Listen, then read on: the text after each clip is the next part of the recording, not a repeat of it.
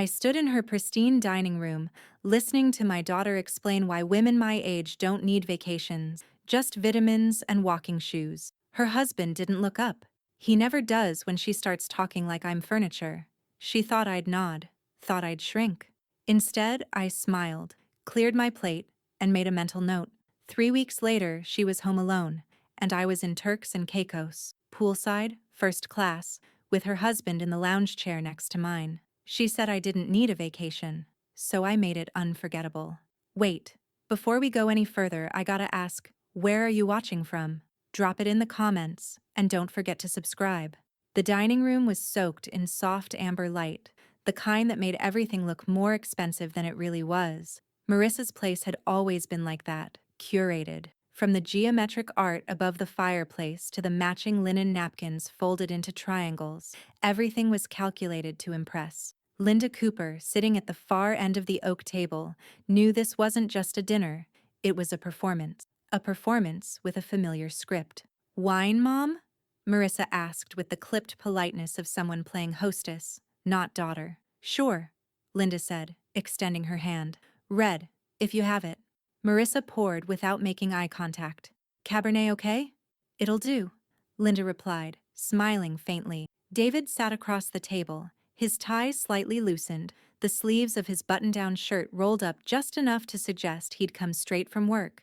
He looked like a man who used to be charming, and still could be, if he wasn't constantly walking on eggshells. Joanne Miller, Linda's best friend of nearly 40 years, was the only non-Cooper at the table. She carved into her roast chicken, watching the interaction like she was mentally taking notes. "So, I was thinking," Linda said lightly, dabbing her mouth with the cloth napkin. "Might finally use those airline miles and head to the Caribbean next month. It's been too long since I've seen real turquoise water." Marissa snorted. Actually snorted. Joanne's fork paused mid-air. David blinked and looked down at his plate, stabbing a roasted potato like it had insulted him. "At your age?" Marissa said, with a grin that didn't reach her eyes. "You don't need vacations, Mom. You need fiber and low-impact aerobics." The silence that followed wasn't loud. It was surgical. Linda didn't flinch. She placed her wine glass down, steady and slow. "Is that right?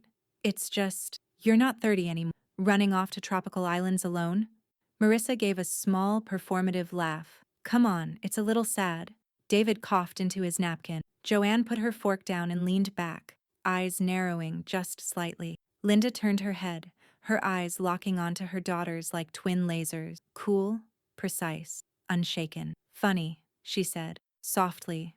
"At my age, I've never needed permission." The air seemed to shift, just a hair. Even the air conditioning sounded like it hesitated. Marissa opened her mouth, then closed it.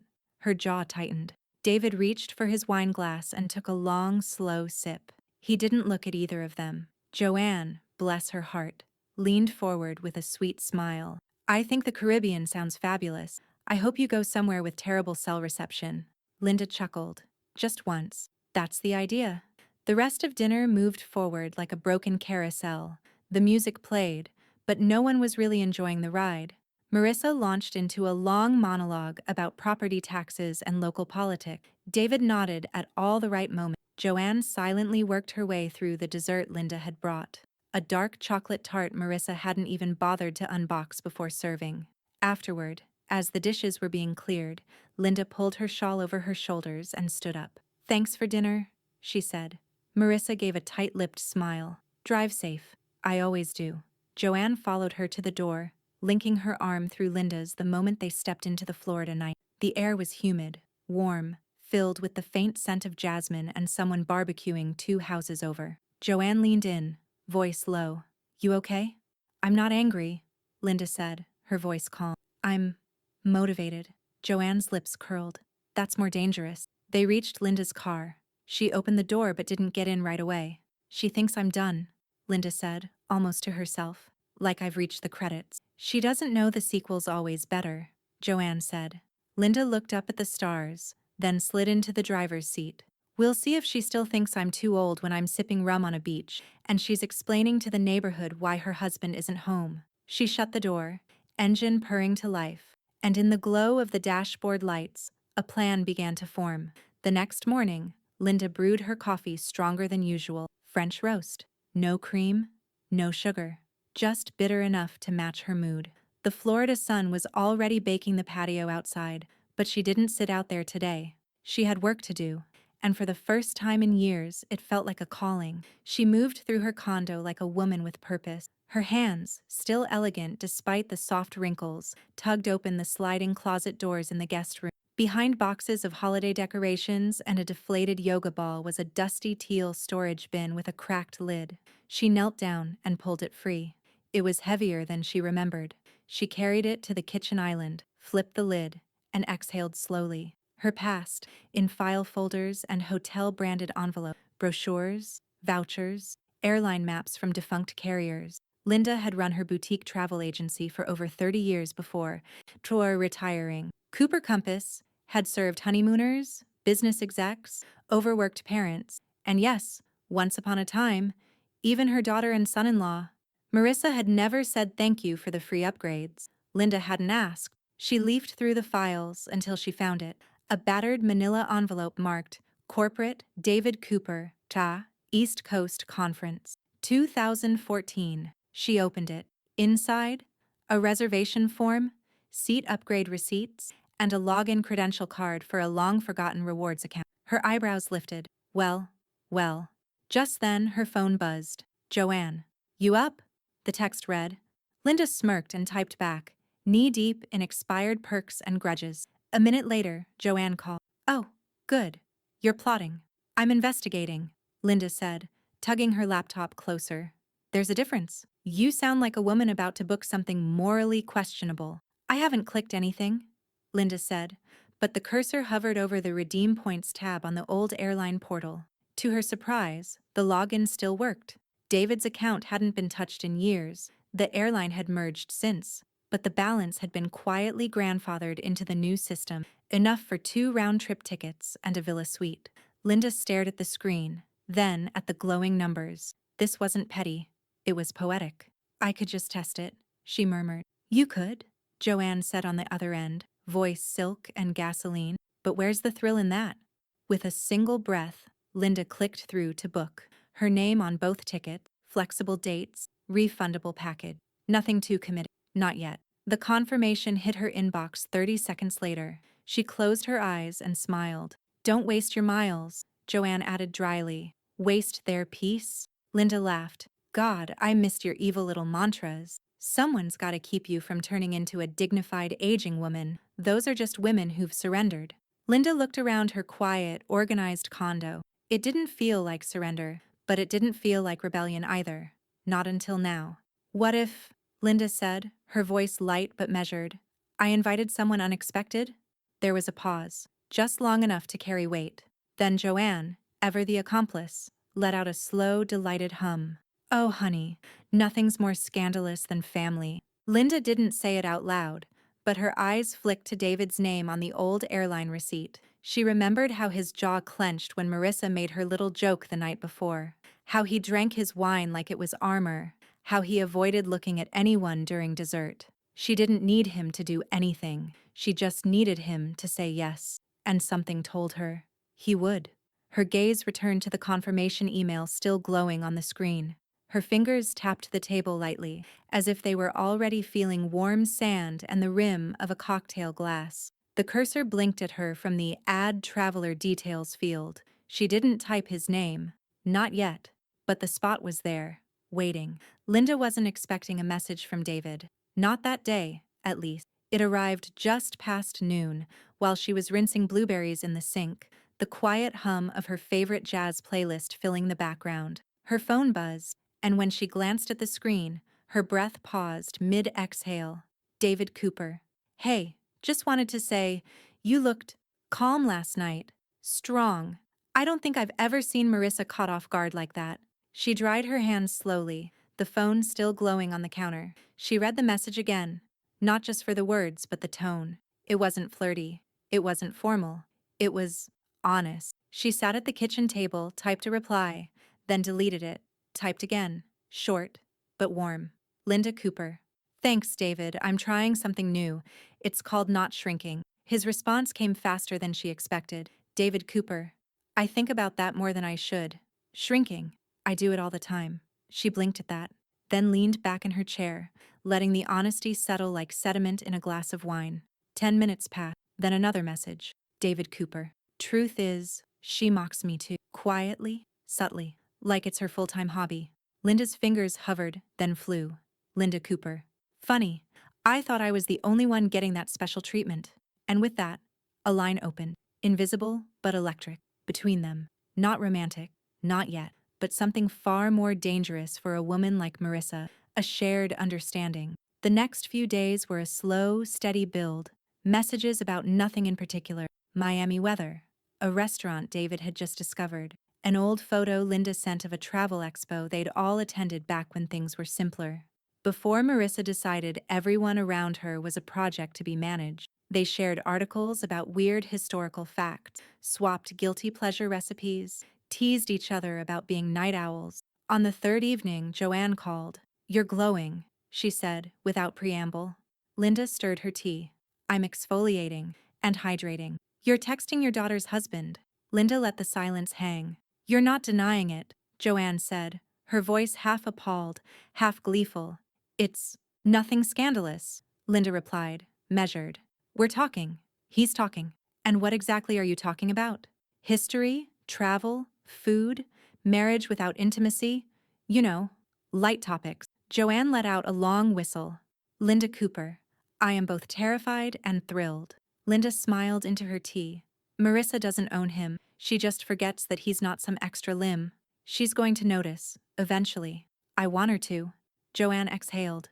This could get messy. Linda's tone sharpened. "Messy is what she deserves." A beat of silence. "Remind me not to cross you," Joanne muttered. "You plan your vengeance like vacation packages, one curated detail at a time." Linda's smile grew. "You think she'll ever guess what's coming?"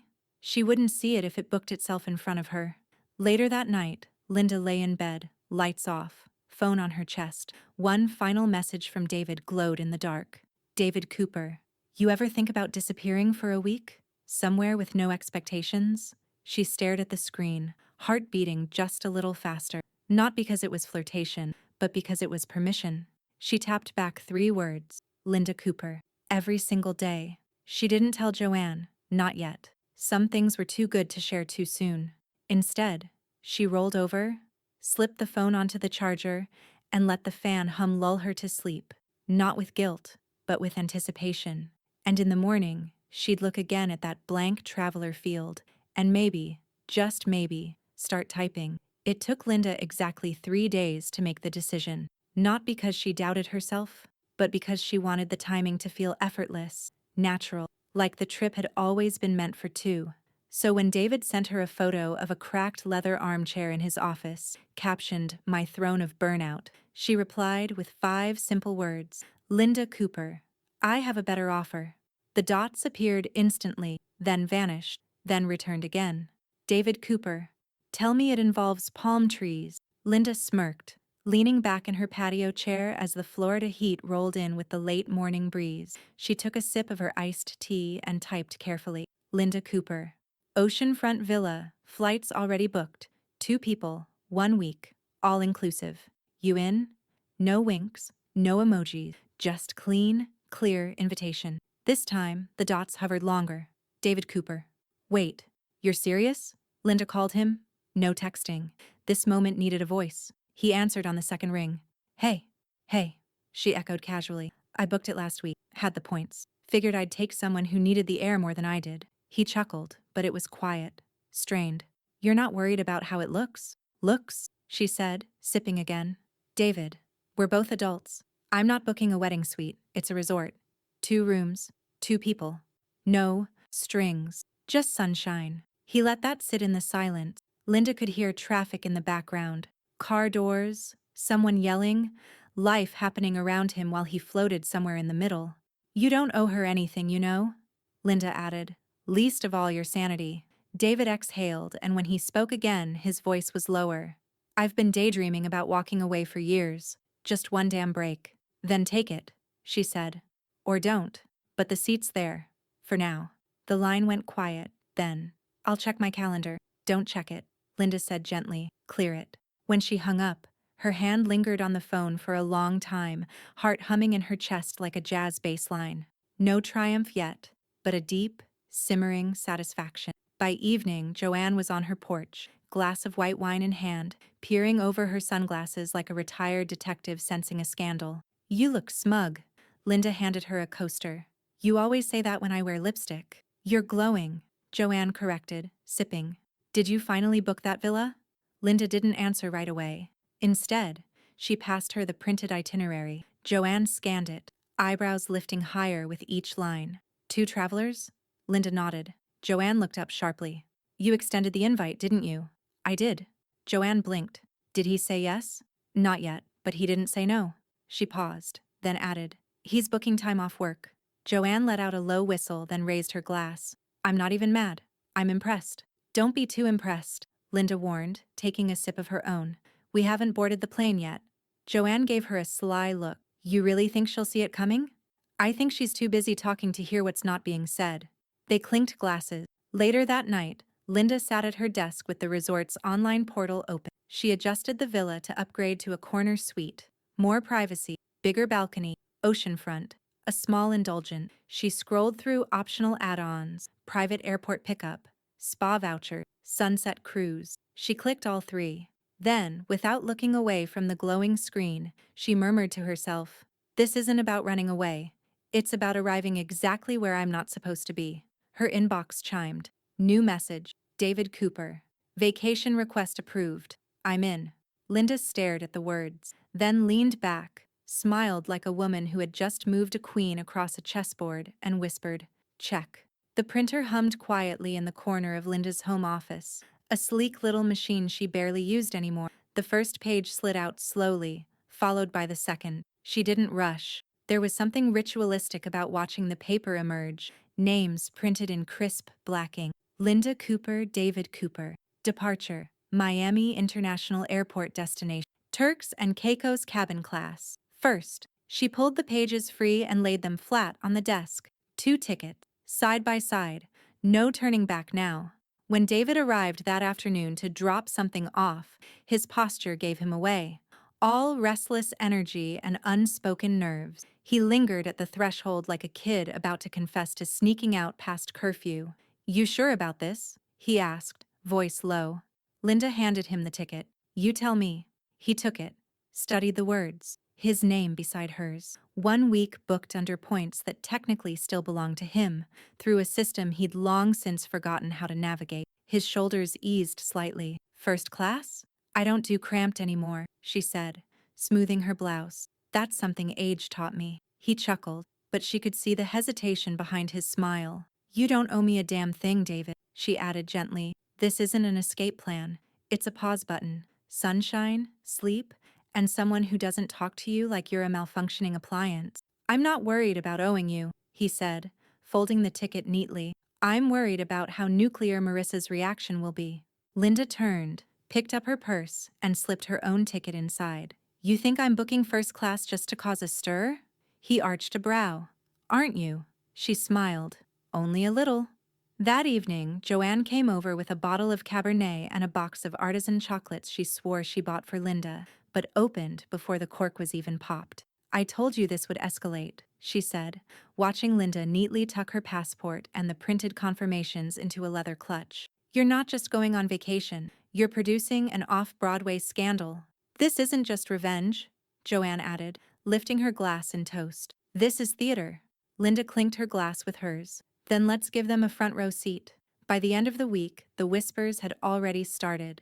Marissa had been making casual mention to neighbors at book club that David was heading out of town for a corporate thing, something vague involving consultants and late-night client dinners. "Poor guy," she told Karen Lee, their favorite neighborhood nosy Parker.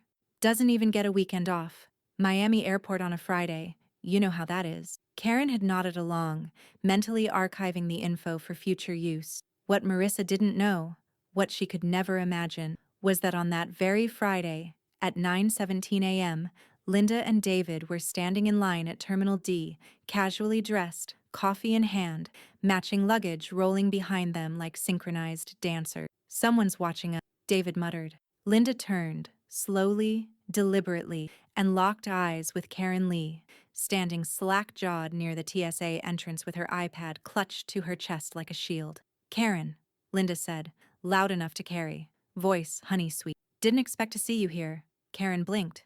"Are you two flying together?" Linda stepped closer, smiled. "Well, you know what they say. Life's short. Gotta take your vacations while you can." David gave a polite nod, then casually took Linda's duffel bag off her shoulder and slung it over his own. Karen's mouth opened, then closed, then opened again. "Business or pleasure?" she blurted. "Son," Linda replied. And silence. They turned and walked towards security, the line parting around them like. At the gate, as they waited to board, David leaned over and whispered, "That woman's going to explode the second she gets a phone signal." "She won't have to," Linda replied, flipping open her phone and snapping a photo of the departure board behind them. "We'll help her." She posted it to her story. No names, no faces, just a simple caption. "New Horizons, first class only." She hit upload. And somewhere across town, Marissa's phone buzzed. The first spark had been struck. And Linda hadn't even left the ground yet. The gate agent called their group, and Linda didn't hesitate. She stepped forward, heels clicking against the polished floor, passport in hand and boarding pass already tucked neatly into the front pocket of her leather tote. David followed a step behind, rolling his carry-on like someone who was used to walking toward obligation, not away from it, but this time felt different.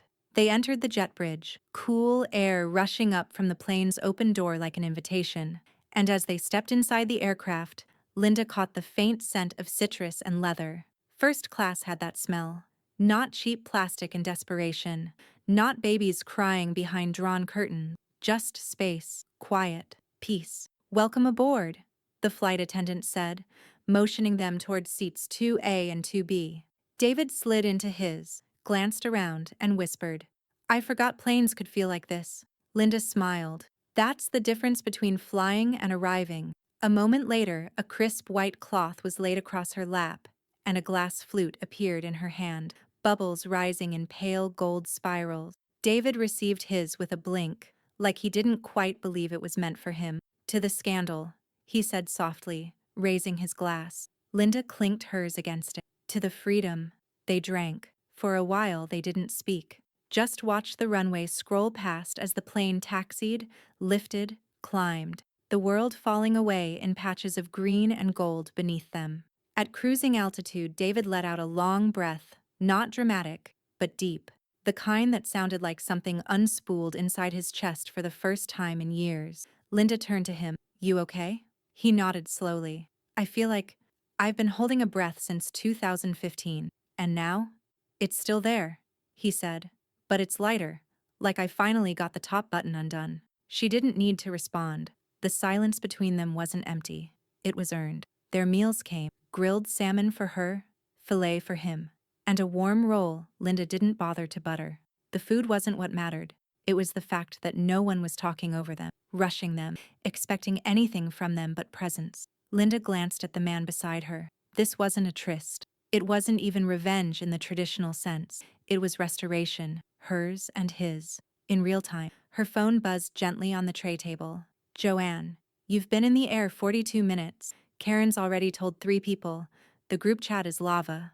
Linda stifled a grin. She typed back with one hand, keeping her eyes on her champagne. "Linda, perfect. Let them burn while we tan." David raised an eyebrow. "Good news?" "Just confirmation that we're very visible." He laughed, tilting his head toward her. "You're not worried at all, are you?" Linda sipped her drink, her lipstick leaving a neat smudge on the rim. "Worried people don't fly first class." He looked out the window again. The sky was impossibly blue, and for the first time since she'd known him, David's posture loosened. His head leaned back against the seat, his foot tapped to a rhythm only he could hear. Linda watched him. This was what Marissa didn't understand. Revenge wasn't rage. Revenge was quiet, intentional. A joy that didn't need to scream. The seatbelt light dinged off. The cabin dimmed. Flight attendants disappeared behind curtains, and soft jazz filtered through hidden speakers. David turned to her again, eyes less shadowed now. "Can I ask you something?" Linda tilted her head. "Of course. Why me?" he asked, genuine. "Why not a friend or Joanne?" Linda smiled slowly. warmly. Because you're the only one who needed this as much as I did. He didn't respond, but he didn't look away either. Above them, the clouds parted. And far below, in a Miami suburb full of freshly lit gossip and brittle egos, a storm was already beginning to rumble. The wheels touched down with a soft bounce, the plane humming to a stop, like it knew exactly what kind of chaos waited on the other side of the runway. David stretched in his seat, looking more rested in 2 hours than he had in the last 2 years. Linda slipped her sunglasses on before the cabin lights fully brightened. Ready? For what? She tilted her phone screen toward him. It was lighting up like a slot machine. Texts, missed calls, tags, and screenshots. He squinted. Is that Karen's Facebook feed? Front and center, she said. Captioned, "Guess who I saw at the airport this morning?" And no, it's not what you think. It's worse. David groaned into his hands. God, she really is a walking megaphone.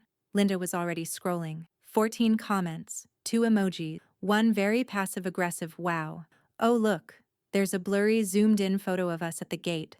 Bless her stealth skills. His phone buzzed. Then again. And again. Marissa?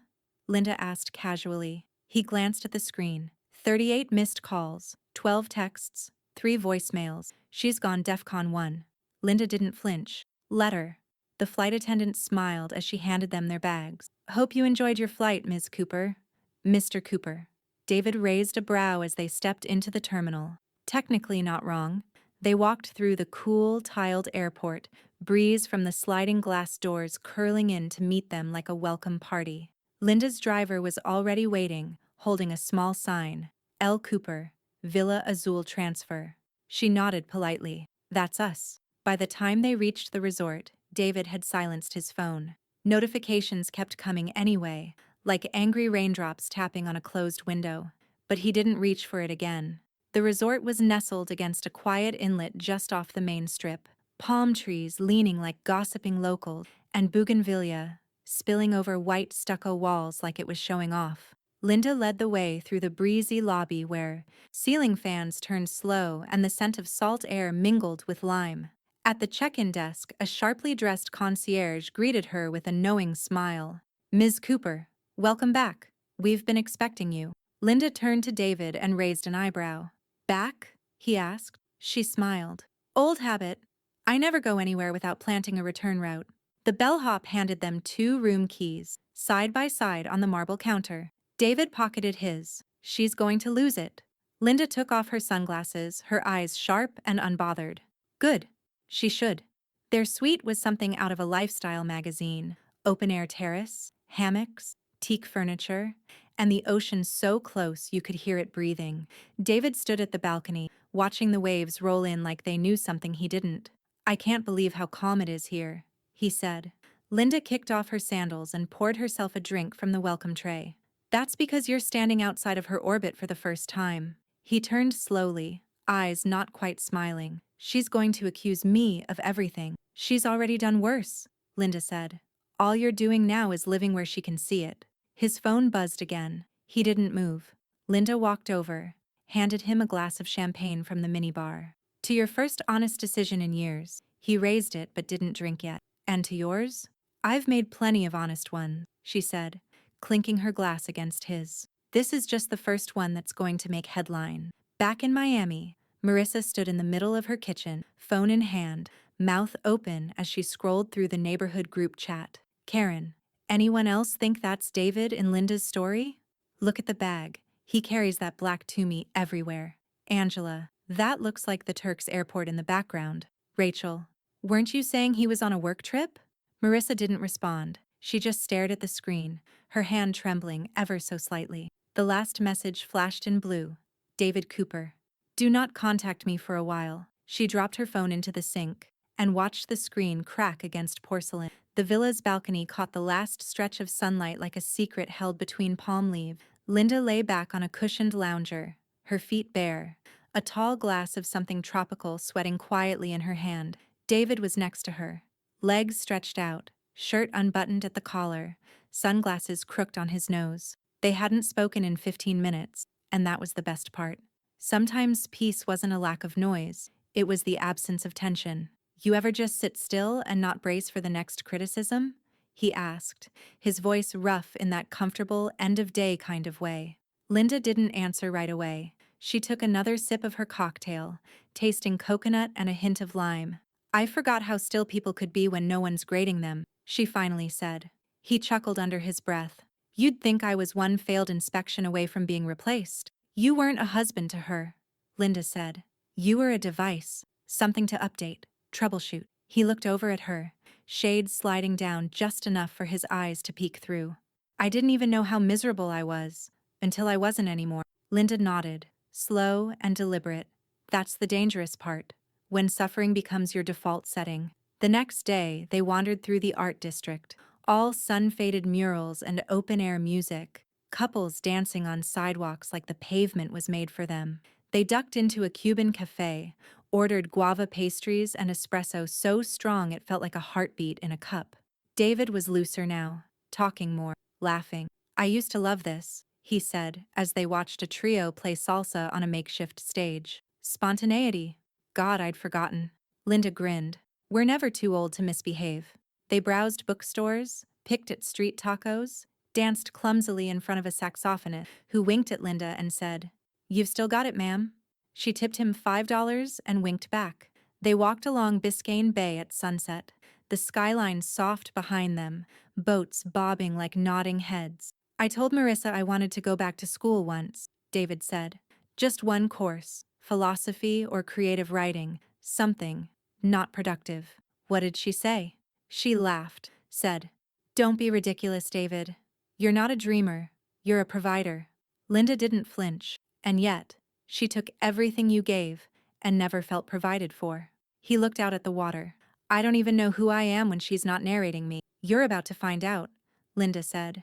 And she's about to find out she was never the author. That evening, back at the villa, Linda was lighting a citronella candle on the patio when her phone buzzed. Joanne. She answered without hesitation. Please tell me you're sitting down, Joanne said. I'm barefoot and full of sangria. That count? Karen posted another photo. A real one. You're tagged. He's tagged. She's unhinged. Linda sat down slowly, grinning. Oh, Karen. She added a caption. Some people age gracefully, some age vindictively. Linda burst out laughing. That woman deserves an honorary journalism degree. She also added a palm tree emoji and a wine glass. I think she's rooting for you. Linda could hear wine pouring on the other end of the call. And Marissa? She asked. Oh, she's losing it. Screaming in the HOA forum thread. She posted that David's being emotionally manipulated by a bitter woman. Then she deleted it 10 minutes later when people started reacting with heart emojis. Linda rolled her eyes. She still thinks this is about her? Joanne paused. Isn't it? Linda glanced through the open doors where David was stretched across the villa's massive couch, snacking on chocolate-covered almonds and watching an old black-and-white movie with his feet propped up like a teenager home from college. No, she said, smiling. Not anymore. Joanne chuckled. The whole neighborhood's watching this unfold like it's the damn Super Bowl. Then I hope they brought popcorn. Linda hung up, slipped her phone onto the table, and joined David inside. He looked up at her. You okay? She leaned back, kicked her feet onto the coffee table, and grinned. Better than okay. I'm exactly where I should be. The sun was high and merciless, casting sharp shadows across the pool deck at Villa Azul. Linda sat beneath a striped umbrella, legs crossed at the ankle, a glass of Sauvignon Blanc chilled to perfection in her hand. She wore oversized sunglasses and a wide-brimmed straw hat, the kind of ensemble that said, I packed light, but not cheaply. David was in the water, floating on his back, eyes closed. No phone, no noise, just silence broken by the occasional gull and the slap of water against tile. Then came the scream. Linda! The name cracked across the courtyard like a lightning bolt, raw, shrill, uncontained. Linda didn't flinch. She reached for a strawberry from her fruit plate and took a slow bite, juice sweet on her tongue. Linda Cooper, where the hell are you? Guests turned, heads swiveled. A waiter paused mid-step with a tray of tropical drinks. From the open-air lobby, Marissa Cooper came into view, wild-haired, red-faced, storming through like a banshee in designer flats. David's eyes opened in the pool. He didn't move, just floated. Linda took off her sunglasses slowly, folded them neatly, and set them beside her wine glass. A resort staff member jogged to intercept Marissa. "Ma'am, I'm going to need you to lower your voice." "Don't ma'am me," Marissa snapped, shoving past him. "I know she's here." Another staffer tried to calm her. "Please, this is a private guest area." "She's not private, she's a parasite," Marissa shrieked. "She's stealing my husband." Linda caught the eye of the third man who appeared. Calm, tan, with a navy linen shirt open at the collar. His silver name tag read, Tony Delgado, resort manager. He saw her. Recognition flickered in his expression, then his smile widened. "Ms. Cooper?" he said warmly, approaching her table. "It's been a long time." Linda smiled back. "Tony, you haven't aged a day." "You still know how to make an entrance," he said, glancing at the chaos unfolding behind him. "Not mine," she said, sipping her wine. "I travel quietly." Marissa had broken through the second wave of staff and now stood at the edge of the pool deck, sweaty and flushed in a blouse that clung in all the wrong places. She looked around wildly until her eyes locked onto Linda. "You have lost your mind," she spat. "What is wrong with you?" Tony stepped between them. "I'm going to need you to lower your voice, ma'am." "Oh, don't you start," Marissa hissed. "Do you have any idea what she's doing? That's my husband she's vacationing with. My husband." Tony stayed calm. "Ma'am, I assure you, all guests here are adults and checked in under their own volition." "Don't gaslight me," she barked. "This is sick. She's manipulating him." David finally swam to the edge of the pool, pulling himself out slowly. He grabbed a towel and said nothing, just watching. A teenager lounging near the hot tub pulled out her phone, then another guest, and another.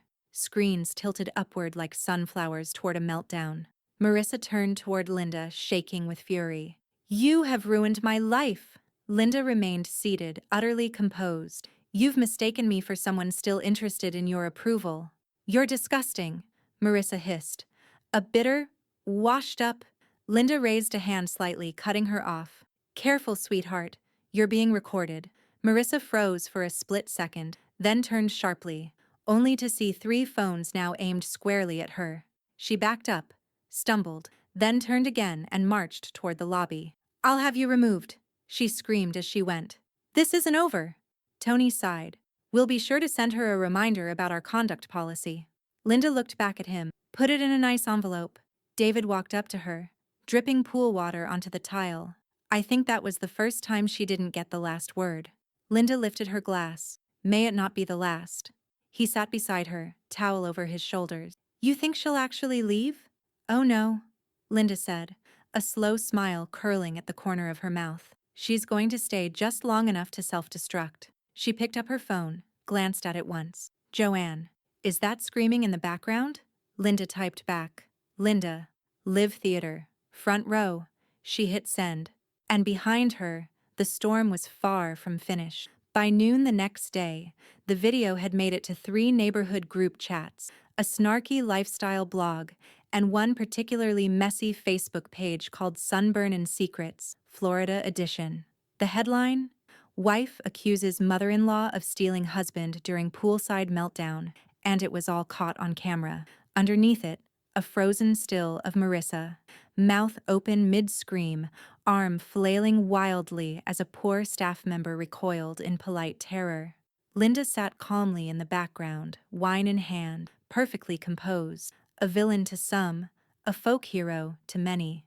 Joanne sent the link with nothing but a popcorn emoji. Karen Lee, never one to miss a public spectacle, had already reshared the clip twice, once with a caption that read, "Never thought HOA drama would come with subtitles. Messy in Miami." Another post, added to the neighborhood thread just hours later, read, "So, anyone else wondering what Linda packed in that suitcase besides SPF and receipts?" Linda didn't respond. She was too busy getting her feet massaged by a woman named Inez in a whitewashed spa room overlooking the sea. The scent of eucalyptus filled the air. A delicate steel drum version of "Don't Worry, Be Happy" floated from hidden speakers. Inez gently pressed into the arch of her foot. "You carry a lot here," she said softly. Linda smiled. "I've just started setting it down." Back at the villa, David sat in the shade with a paperback novel he wasn't reading. His phone buzzed every 10 minutes like a faulty alarm. Marissa's name lighting up again and again. Her texts had shifted tone, from accusations to questions to pitiful pleads, then back to fury. David, we need to talk. This is not you. She's brainwashing you. I am still your wife. Answer me. I will not be ignored. I want to fix this. He put the phone face down on the patio table, exhaled through his nose, and sipped his coffee. It was the first time in years he'd taken it with cream and sugar, just the way he liked it before Marissa insisted. Black is healthier. He didn't even feel guilty. At the spa, Linda's phone buzzed. She opened the message from Joanne. Joanne, did you see the Reddit thread? She's viral. Someone called her Suburban Lady Macbeth with a Nordstrom card. Linda, iconic. Joanne, your posture in the background of that meltdown? That's art. I've never seen someone sip wine like it was a slow-motion mic drop. Linda, she's toast, but let her keep screaming. People only listen when they think you're hiding something. Joanne, God help us when you write your memoir. Linda smiled, tucked her phone away, and closed her eyes as Inez moved to her other foot. Meanwhile, Marissa was trapped in a 3-star motel 6 blocks away from the resort. Her credit card flagged for suspicious emotional activity as she screamed into the phone with customer service. The staff at Villa Azul had firmly denied her re-entry that morning, Tony citing guest wellness concerns. She'd tried to post a rebuttal on social media, a long, breathless wall of text claiming manipulation, betrayal, and spiritual abuse. But the comments were brutal. Girl, he looks relaxed. Your mom's cooler than you. That's the real problem. Should have booked your own vacation instead of policing everyone else's. Even her own cousin replied, delete this. It's embarrassing. Marissa hurled her phone at the dresser mirror and watched it crack. Again. That evening, Linda returned to the villa, skin glowing, hair damp from a seaweed wrap. David looked up from his book and smiled. You missed a doozy, he said. She poured herself a drink. I saw the blog. She tried to send me a voice note. I didn't listen. Linda raised her glass. Your boundaries look good on you. She says she's flying back tomorrow. Pity, Linda said, lowering into the lounge chair beside him. I was hoping she'd stay long enough to see the trip she didn't get invited to become the one everyone remembers. They clinked glasses, but before David could speak, Linda's phone lit up again. Not a message, but a notification. Breaking. Viral video sparks rumors of high-profile divorce in Pinecrest. Anonymous sources. Site, emotional rebellion. Linda tapped the screen, read silently, then smiled. Looks like the media's caught up. David raised an eyebrow. How's it feel to be the villain in your daughter's drama? Linda tipped her glass back. Liberating. They were supposed to fly back Monday, but on Sunday morning, Linda stood barefoot on the balcony, coffee in hand, sun bleeding across the sky like the start of something sacred, and she just didn't want to leave. David appeared beside her, towel slung over his shoulder, hair damp from a morning swim. We could stay, she said simply, not turning toward him. He looked out over the water, then down at her, then smiled. I was hoping you'd say that. By noon, Linda had moved their return flights without fanfare. 3 more days. No agenda, no explanation, just space. They rented a convertible and drove south toward the Keys, wind tangling Linda's scarf. David singing off-key to an old Springsteen song on satellite radio. Somewhere near Islamorada, they stopped for grilled fish and mojitos at a dockside shack with plastic chairs and rusted license plates nailed to the walls. Linda posted a single photo, the view from the dock. No faces, just a caption. Peace is portable. It still got 78 likes in under 2 hours. David stayed mostly offline. Every time he looked at his phone, the notifications were uglier. Marissa's messages multiplying like weeds, each one more frantic, more desperate. You've humiliated me. She's using you. You want a divorce? Then say it. What kind of man abandons his wife for a petty vacation? You'll regret this. I hope she chokes on her piña colada. David showed Linda one of the longer ones, 7 scrolls of manipulation and misplaced fury. Linda handed the phone back with one word. Block. He hesitated, then pressed and held her contact, clicked twice, and watched it disappear. Feels like deleting malware, he said. She lifted her glass. To antivirus. They wandered side streets lined with art galleries and lazy cats, bought each other cheap souvenirs, a flamingo keychain, a hat that read, Bad Decisions Club. laughed about nothing, said things they hadn't said in years, or maybe ever. At a beach in Marathon, they stood knee-deep in the water, letting the waves erase their footprints almost as quickly as they made them. "She'll never forgive either of us," David said quietly. Linda looked out at the horizon. "Then we finally have something in common." He glanced at her, brow furrowed slightly. "You okay with that?" She didn't answer right away. Just reached down, picked up a smooth piece of coral and held it out to him. "I'm okay with knowing we didn't ask for forgiveness this time." He took the coral, turned it over in his palm. "That's new for me." Linda nodded. "Same." Back at the villa that night, they played a board game from the resort's lending library, something silly with dice and trivia. David opened a bottle of red. Linda lit candles. Neither of them mentioned the calendar, or what came after Wednesday. Her phone buzzed once. Unknown number. "You are beyond cruel. Call me." Linda blocked it without reading the rest. She looked across the table. "Do you feel cruel?" David shook his head. "I feel free." Linda leaned back, closing her eyes. "Then you're finally starting to recognize the difference." The next morning, Linda posted again. A shot of a sailboat drifting just beyond the cove. "Some tides you ride, some you let drown. No tags, no names, still unmistakable." Back in Miami, Joanne screenshot it and sent it to Karen with just 3 words. "She's not coming back." Karen, in rare form, replied, "And thank God for it. We needed the drama, but we don't need the sequel." As the sun dipped below the horizon for the 3rd night of their extension, David looked over at Linda on the balcony and said, "Do you think she's watching all of this?" Linda didn't look up from her book. "Marissa, watching isn't even the word. She's circling, she's obsessing. She thinks this is a game she still has a move in." Linda closed her book slowly, set it on her lap, and smiled. Not cruel, not triumphant, just sure. She doesn't realize the board flipped days ago. The divorce announcement didn't come from Marissa directly. Of course it didn't. Instead, it was slipped casually into conversation at the Pilates studio. Then, repeated at the wine bar. Then whispered with performative concern by a woman named Elise, who always wore too much perfume and too little tact. "All I know," Elise said to Joanne over a Chardonnay spritzer, "is that she's already talked to a lawyer, said she's filing on emotional abandonment and reputational harm."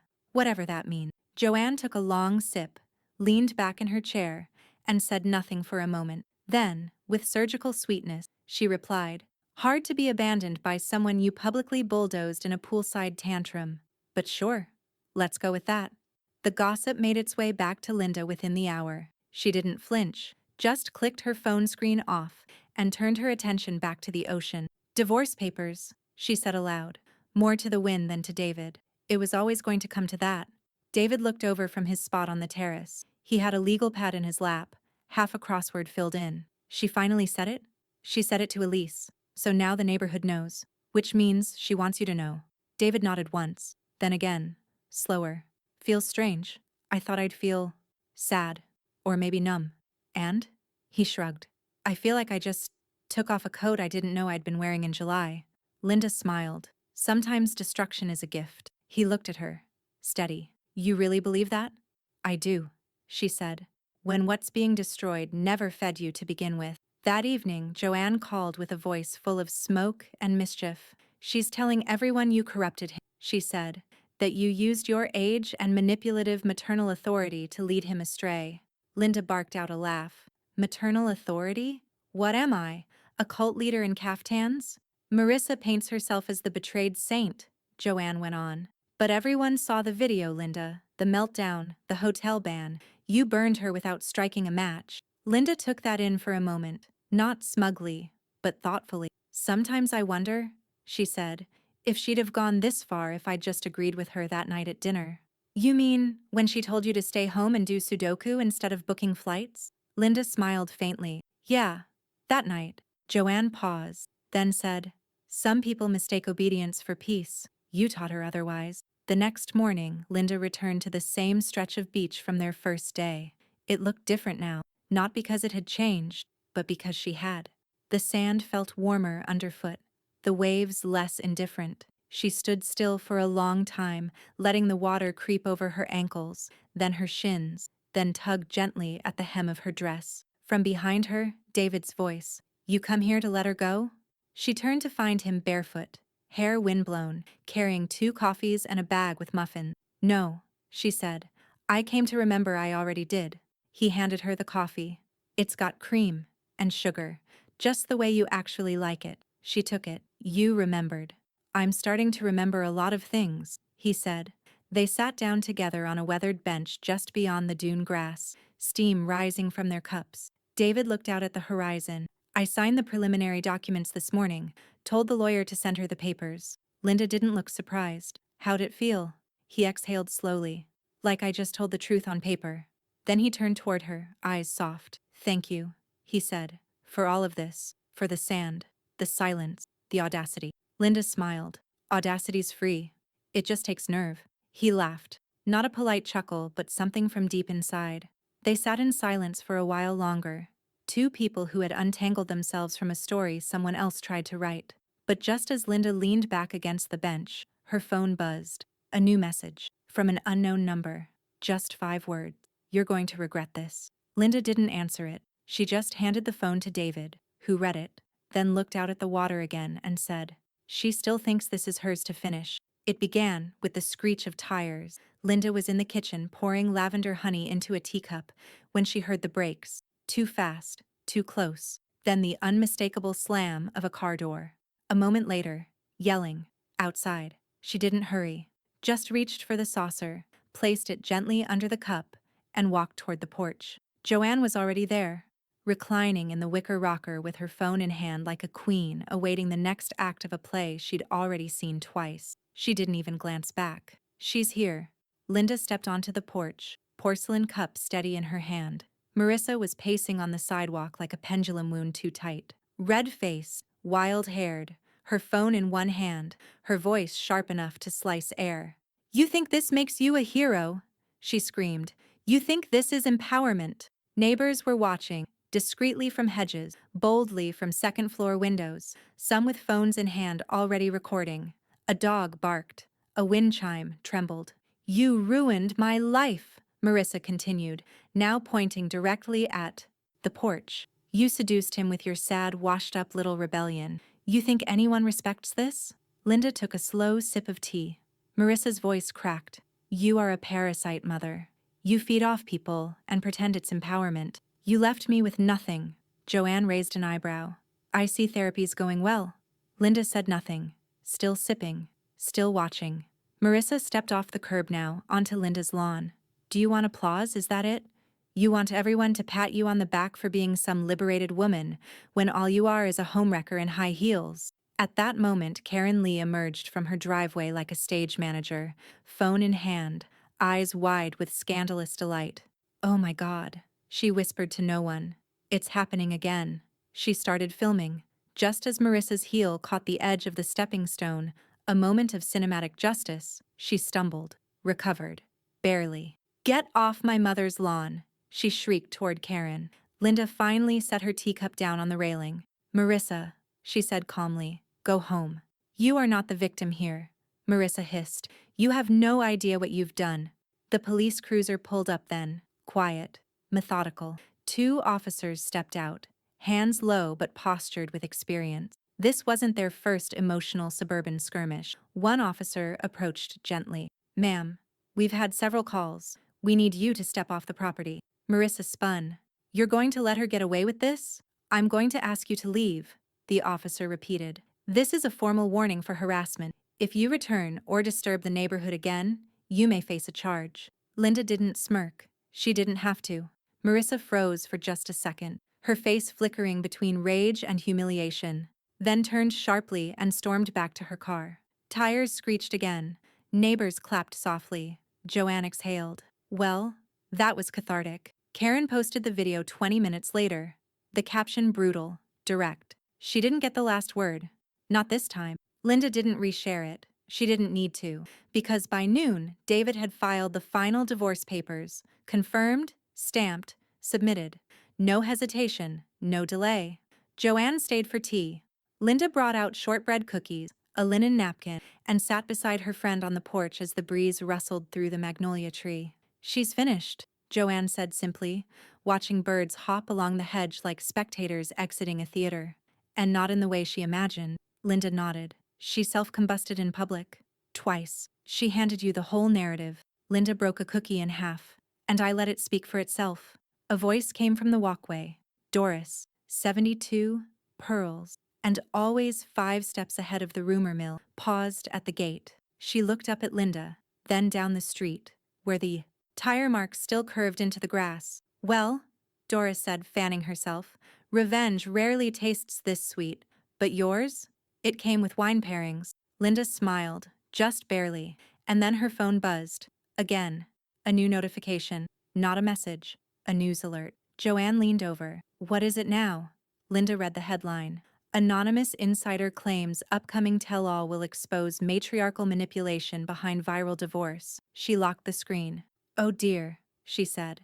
Looks like Marissa wants to publish. Joanne snorted. Good. I need a new beach read.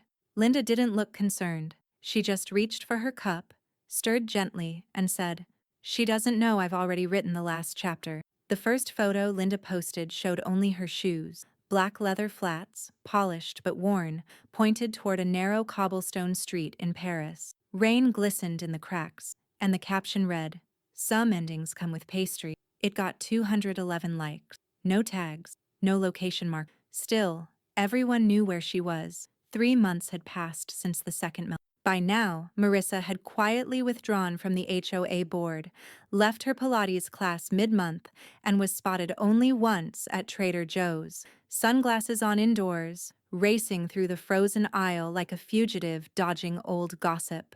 Linda, meanwhile, had boarded a plane to Europe with one carry-on, a curated playlist, and a thick journal with no lines. She wandered Montmartre without a map, bought a croissant every morning from a different cafe, and once spent an entire afternoon on a bench in Luxembourg Gardens, watching dogs chase birds like they were running from something personal. She didn't rush, not anymore. The second post came from Rome, a simple snap of a wine glass on a marble ledge, the Colosseum blurred in the distance. The caption, What's left standing tells its own story. Joanne replied, You're the scandal of the neighborhood. Linda answered with 3 words. Then I lived well. She meant it. David joined her for a weekend in Lisbon. Nothing romantic, just 2 people who had walked through fire and decided to picnic on the ashes. They strolled Alfama, listened to live fado under string lights, and danced on a rooftop terrace where no one knew their names. He wore sandals. She wore lipstick. Neither of them talked about Miami. On the last night, they stood at the edge of the Tagus River, wind teasing at their sleeves. Do you ever miss her? Linda asked gently. David watched the water. Sometimes I miss the version of me who tried so hard to make it work. She nodded. That version deserved better. They hugged goodbye at the airport.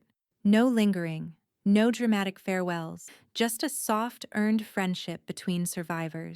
Back in the States, Marissa's tell-all manuscript had apparently failed to attract a publisher. The story was too messy, too personal, and, worse, too cold. Turns out, rage doesn't sell if it isn't relatable. Karen Lee updated the group chat. She's shopping it around like it's Watergate. No one's biting. Probably because the villain's more composed than the narrator. Doris replied, Karma wears a silk robe and drinks Earl Grey on the porch. Joanne screenshotted all for Linda, of course. By the time fall rolled in, Linda had swapped out her Instagram travel photos for a quieter pace. Morning light through sheer curtain. A new book cracked open next to fresh peonies, handwritten notes from friends tucked beneath her coffee cup. One afternoon, she hosted a small garden brunch, just Joanne, Doris, and a few other women who knew what it meant to outgrow silence. Joanne arrived with a bottle of sparkling rosé and an envelope labeled fan mail. Inside were 3 printed emails from anonymous women, all versions of the same story. Your story helped me walk away. I stopped apologizing for being too loud. I booked the ticket. Alone. Linda held the papers quietly for a moment, then folded them once, placed them inside the back pocket of her journal and said, Not all echoes need to be loud to matter. Doris raised her glass. To loud echoes then. And quiet triumphs. They clinked. That evening, as twilight settled soft and lavender over the neighborhood, Linda sat on her porch, writing by hand. No blog, no caption, just ink. She paused once, looking up at the still street. Marissa's old house had gone dark. Rumors said it was on the market again. No one had seen her for weeks. Linda didn't feel triumphant. She felt intact. And that, finally, was enough. Her phone buzzed once. A DM from an unfamiliar handle. No message, just a single image. A ripped page from what looked like Marissa's unpublished manuscript. One line circled in red. She planned the whole thing. From the villa to the wine. It was never about love. Linda stared at it for a moment. Then softly, like she'd known all along this would happen, she whispered to herself, "Good." She turned the porch light off and let the darkness rest exactly where it belonged. The ballroom wasn't large, but it was full.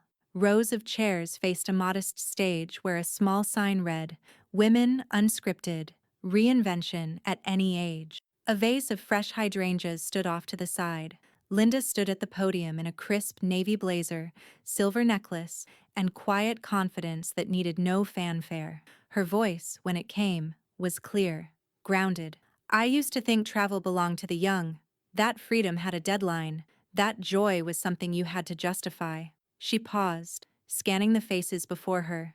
Young women, retired teachers, widows, a nurse on sabbatical, a grandmother clutching a travel brochure like scripture. "I was told I didn't need vacations at my age." Her smile was small, private. "So I took one anyway, and it changed more than my destination." A wave of soft laughter rippled through the room. A few nods. One woman dabbed her eyes. "Travel isn't age, it's choice," Linda said. "And choice is the legacy we leave behind, not just for our daughters, but for ourselves." Applause. Not polite. Earned. Joanne, seated in the front row with a silk scarf tied like a bow on her shoulder, lifted her phone and snapped a photo.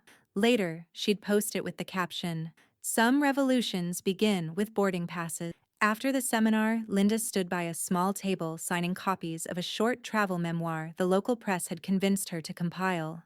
Nothing sensational, just reflections from the road, captions that had once lived only beneath Instagram photos now wrapped in paper and permanent. A woman leaned in, soft-spoken and hopeful. "Your story helped me book a train to Chicago last month. I hadn't left home in 12 years. Linda signed her name, then looked up. "You left twice," she said. "Once physically, once emotionally. That second one's always harder." The woman smiled. "It's getting easier." Joanne looped an arm through Linda's as they walked out into the sunlit parking lot.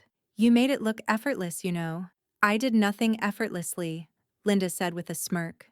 "That's what makes it legendary." They passed a young woman standing near the curb. Late 20s, phone in hand, watching Linda with a mix of awe and hesitation. She stepped forward. "Sorry, I just wanted to say, I followed all of it. Not the gossip stuff, the strength. You made leaving look survivable." Linda paused. Her hand brushed the edge of her blazer, steady as always. "Survival is quieter than people think," she said. "It looks a lot like choosing yourself, quietly, on a Tuesday." The girl smiled. "I think I needed to hear that." Linda nodded once, then climbed into her rideshare. That evening, back home, a single postcard was waiting in her mailbox, postmarked, Seattle. The handwriting was familiar. "Linda, I got the job. Teaching again. Creative writing finally. Apartment's small, but the view's mine. I walk to work. No one tells me what kind of coffee to drink. I'm happy. Thank you." Linda stood at the kitchen counter, holding the card for a long time, not smiling, not crying, just present. She tucked it into the back of her journal, next to the folded fan letters and receipts from that week in the Keys. Later that night, she wheeled her suitcase into the guest room and laid out outfits for an early morning flight. Somewhere coastal this time, a quiet town with loud gulls and a farmer's market that only takes cash. Before bed, she posted one more photo, a shot of her passport resting on the tray table of a taxi. The caption read, "Reinvention isn't loud, but it's relentless." The next morning, as the plane taxied toward the runway, Linda leaned back in her window seat. The sun cut sharp against the wing. A fresh boarding pass poked from the side pocket of her travel tote.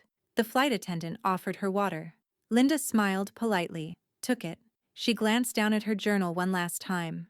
On the inside cover, she'd recently written something, a sentence pulled from memory, polished by time, now engraved like the final line of a speech no one ever expected her to give.